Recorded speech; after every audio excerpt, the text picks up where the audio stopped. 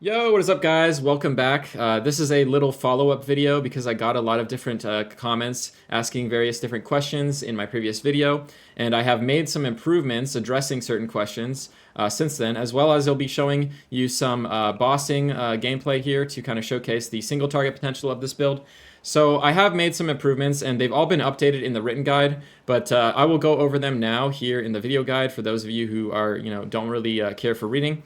So the first change that we've made, and this is probably the biggest change to improve our single target bossing damage, is we are now on a weapon swap setup. So basically, we have a weapon that is increased elemental damage and levels. That is our weapon that we are using for mapping because it scales the Shattering Palm explosion damage the highest. My explosion right now is at 50,000 with this weapon equipped. But then when I swap to my bossing weapon, it makes a massive difference. We go down to 28,000. We lose like half our damage. And that is because the increased elemental damage with attacks is a massive multiplier for our Shattering Palm. So that makes a big difference. Also, we're getting an extra level here. I have a +7 staff, whereas my bossing weapon has no increased elemental damage with attacks, and it's only +6. You don't necessarily need to get levels. So we have really high mana costs in this build. My Storm Wave is costing me 130 mana, and if you don't have a good mana pool or good mana regeneration, you're going to be running out of mana on bosses really quickly. So instead of getting a lot of extra levels here on melee skills on your bossing weapon, you could go for attack speed instead. But yeah, that is kind of the idea. You want to get a higher flat damage weapon. This weapon right here, if I use my little trade macro, is a 583 DPS weapon, whereas my bossing weapon, or my mapping weapon, is only 277. So it does make a big difference. It's about twice as much flat damage on the weapon. And as you can see here, my Storm Wave, when weapon swapping, it goes from 66,000 up to 96,000, giving us 30,000 more damage. So this is making a massive difference on the weapon swap. And it's not just the weapon. So I have made use of the passive skill tree weapon set points that we have in PoE2. This allows you to dynamically change your skill tree based on which weapon you currently have equipped. And you get like 24 of these points. And this is really helpful because we can weapon swap to our bossing weapon and effectively change our passive skill tree to be a better bossing skill tree. And then when we swap back to our mapping weapon, we can have a better mapping skill tree. So I'm going to go over some of the changes I've made here that are helping us with that. So first of all, shock magnitude is not very important while mapping. We are not shocking enemies nearly as often as you'd think. We just are shocking them enough to activate our Innervate support here on our Shattering Palm. But also, dealing extra damage with shock is not needed. We are overkilling monsters by so much in maps that we don't actually need this extra damage with shock. So shock magnitude plays a much bigger role on single target fights. So we are going for the shock magnitude when bossing. There's more shock magnitude over here that you can go for once you're higher level. I'm kind of working towards that. And then also, because our Shattering Palm explosion is not considered a melee attack, the initial hit of the Shattering Palm is considered a melee attack, but the explosion portion is not.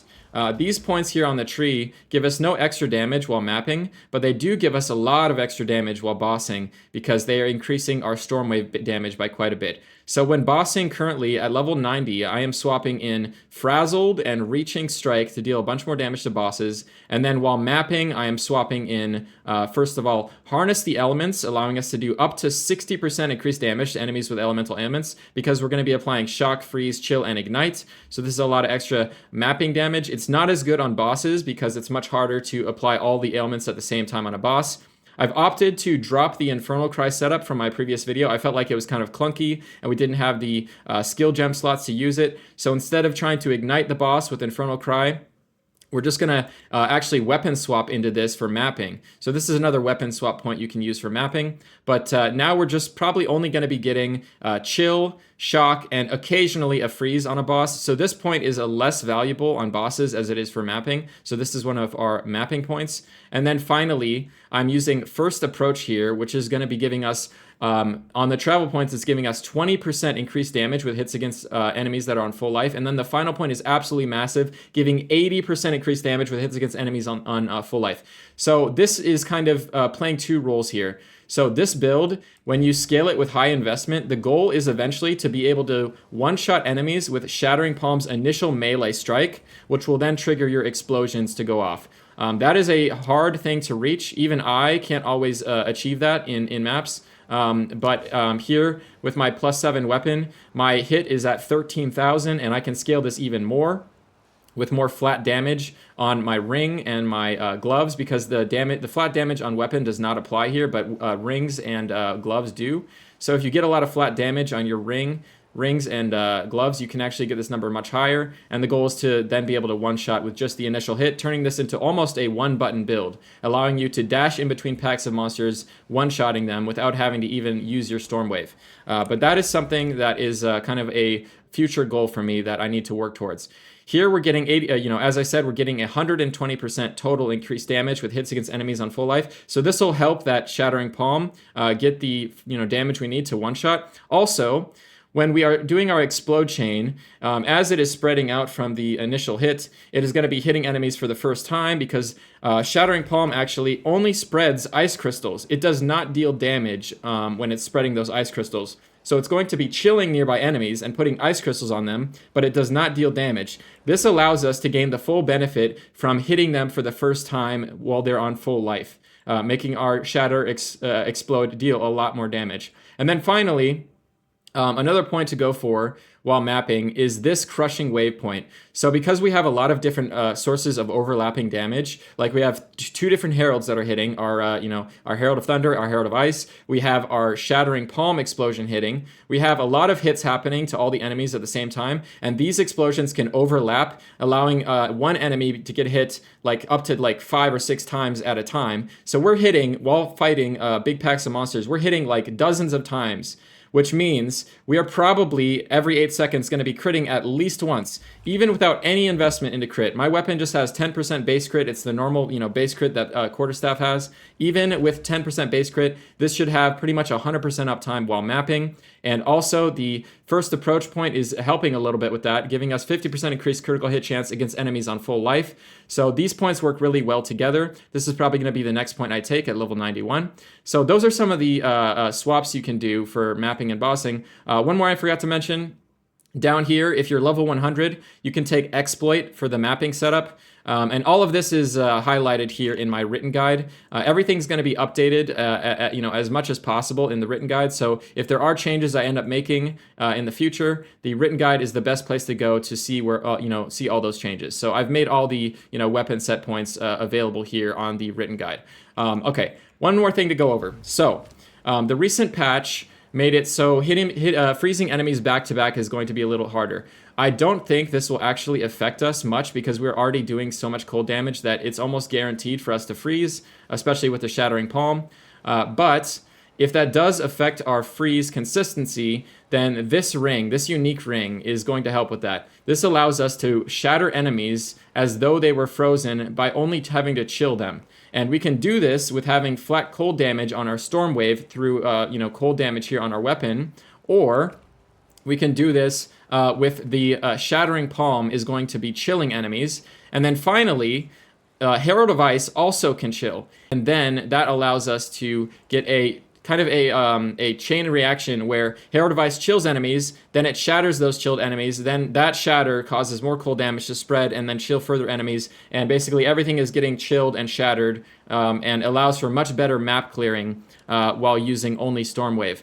This kind of allows you to be a little bit more laid back. You won't have to dash around with Shattering Palm nearly as much. You'll be able to just use your Storm Wave to trigger a Herald of Ice chain reaction, allowing you to shatter much bigger screens of enemies. So this will help our clear. To make this work, though, we are going to have to take Elemental Focus out of Herald of Ice, because that will stop it from being able to chill. So I have moved Elemental Focus down here into Herald of Thunder, and I am instead using Cold Penetration. So I've moved my Cold Penetration from Shattering Palm and I've traded it out for Close Combat. The reason why I'm doing this is because I want my Shattering Palm to hopefully one-shot on the initial hit as often as possible, saving us time and mana, having to use a Storm Wave to trigger the explosion.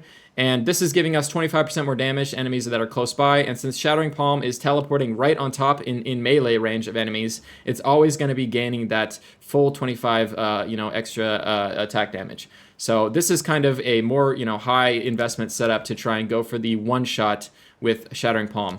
While you're, have worse gear, or while you're still, progressing with this build, I probably would not go with this setup because it requires a breakpoint on your Shattering Palm damage, which is very hard to hit. It requires very good gear, and will probably, even with my gear, it's not always very consistent. It'll probably require a lot more added flat damage on the rings and on the gloves, which I've not gotten yet. My gloves currently have no added flat damage. This ring has quite a bit, with like a massive lightning damage to attacks roll that is getting increased by the quality. I guess I forgot to mention that quality on these breach rings, for some reason, it's unlike PoE 1, but lightning, fire, and cold quality also applies to the plus to all elemental resistances roll on the gear, or on the ring. So here I have a 16 all elemental resistance roll, but with 50 quality, it's going up to 24. So this ring is effectively giving us almost 120 elemental resistances, and is also giving us a ton of flat lightning damage, and is helping us to get enough resistances to be able to fit this ring into the build, because this ring doesn't have as many resistances as a rare ring could have, for example. So getting a good breach ring like this will definitely help with being able to fit the unique ring into the build, and this is kind of like the end game setup that you're going to want to go for maximum clear, and also to try and reach that breakpoint to one-shotter with your Shattering Palm. So those are all the changes I've made, and hopefully it'll make both mapping and bossing a lot better. All right, so now I'm going to show you guys an updated showcase of what a breach looks like with the ring equipped, which is giving us a lot of extra shatter that travels pretty far, and this should hopefully make the clear a lot better. I'm probably not going to focus on using my Shattering Palm, even though I could. I'm going to try and showcase this breach with just using mainly my Storm Wave to trigger those shatters. So let's see how this works. So we're just attacking here. We're not even using our Shattering Palm. We're just attacking with Storm Wave, and we're clearing everything. We're just waiting for things to spawn. If you want to gap close, you can. I've gotten the build to the point where now it's one-shotting with just the Shattering Palm. So you see when I dash to them, everything blows up. I don't even have to use my Storm Wave if I don't want. But yeah, you could just attack with your Storm Wave. This is triggering these big shatters. This is blowing everything up. And it's it's a lot better than it was in my previous showcase. See like a whole screen exploding there. And you can get more density. I don't have all the points in the breach points yet. I haven't killed Zoth enough. But if you kill the Zoth breach boss more times, you can get even more density than this. And that gives you like even bigger explosions that can go off screen and kill enemies off screen. You're going to be dropping loot off screen and wondering where the hell that came from. So yeah, this is kind of an update to the showcase. Rares are still getting deleted. Rares don't die, don't survive for more than a few seconds, or 1 or 2 hits, right? So rares are still not an issue, and that's the breach showcase. And so now I'm going to be fighting to showcase the bossing potential here, I'm going to be fighting this is a area level 81 boss, and I've also spec'd some points here into my bossing atlas tree, making the boss have +1 to map boss difficulty. So this is effectively a level 82 boss, I think. I'm not sure exactly how map boss difficulty works, if it's just like 1 extra level, but it's a level 1 +1 boss on a level 81 map. So this is a map that is both corrupted and irradiated. So yeah, this should be a good showcase of the single target damage. So we're going to weapon swap gear to our weapon. That is better for single target, and we're going to fight this boss and see how it goes. Hopefully it doesn't take too long here. So we're going to apply our curse, we're going to use Shattering Chill, and then we're just going to attack, attack, attack. We might have some mana issues here. This is something I'm going to try and solve in the future with getting an attack speed weapon instead of a flat level weapon like my current one.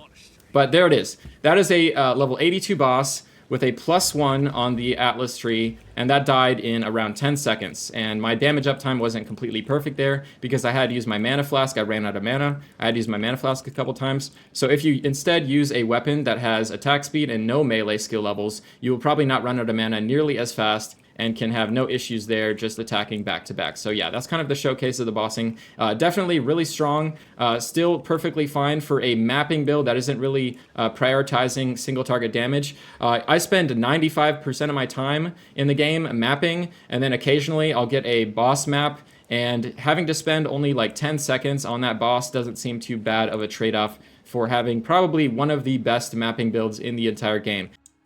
All right, guys, I hope you guys enjoyed the video, and I hope you can appreciate the improvements that I've made. Hopefully they'll make your experience much better, and I will be continually updating the written guide, so make sure to follow that.